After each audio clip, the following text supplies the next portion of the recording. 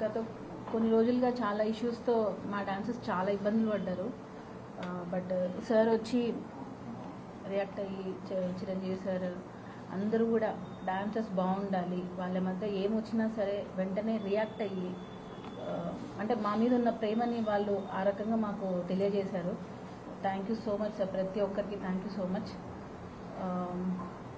మా ఆవేదన అంతా ఒకటే సార్, కార్మికుల కష్టం కార్మికులకే పూర్తిగా చెందాలి అనేది ఒక్కటే మా కోరిక. ఇప్పటికీ మేము అడుగుతున్నది అదే. డాన్సర్స్ పని చేస్తున్నారు, వారికి రావాల్సినంత ఫలితం వాళ్ళకి దక్కట్లేదు. సో మేము ఫస్ట్ నుంచి కూడా మేము బాధపడేది కూడా అదే. ఎందుకంటే వాళ్ళు ఇచ్చే ఆ 100 రూపాయలే మాకు అసోసియేషన్కి వస్తున్నది. సో అది అసోసియేషన్ డబ్బులైనా, డాన్సర్స్ డబ్బులైనా, ప్రొడ్యూసర్స్ డబ్బులైనా శ్రమ దోపిడీ అనేది జరగకూడదు. అదొక్కటే మేము ఫస్ట్ నుంచి కూడా పోరాడుతున్నాము. సో దానికి పెద్దలందరూ సహకరించి ఒక సొల్యూషన్ని తీసుకొని వచ్చారు కాబట్టి థ్యాంక్ యూ సో మచ్. ప్రతి ఒక్కరిని రిక్వెస్ట్ చేస్తున్నాను,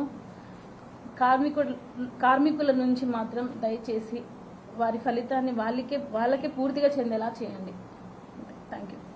ఇంకొకటి సార్, ఇది కూడా చెప్తున్నా, చిరంజీవి సార్ ఎలాగా ముందుకు వచ్చారో సో బాలకృష్ణ సార్ కూడా దీని మీద స్పందించి మన శ్రీనివాస్ సార్ అండ్ మన ప్రసన్న గారితో కూర్చొని దీన్ని కూడా ఇమీడియట్లీగా సాల్వ్ చేయండి అని చెప్పి బాలా సార్ కూడా దీని గురించి తీసుకోవడం జరిగింది. ఇందాక మర్చిపోయిన మాట్లాడుతూ and first Chiranjeevi sir and Balakrishna sir చాలా థ్యాంక్స్ సార్.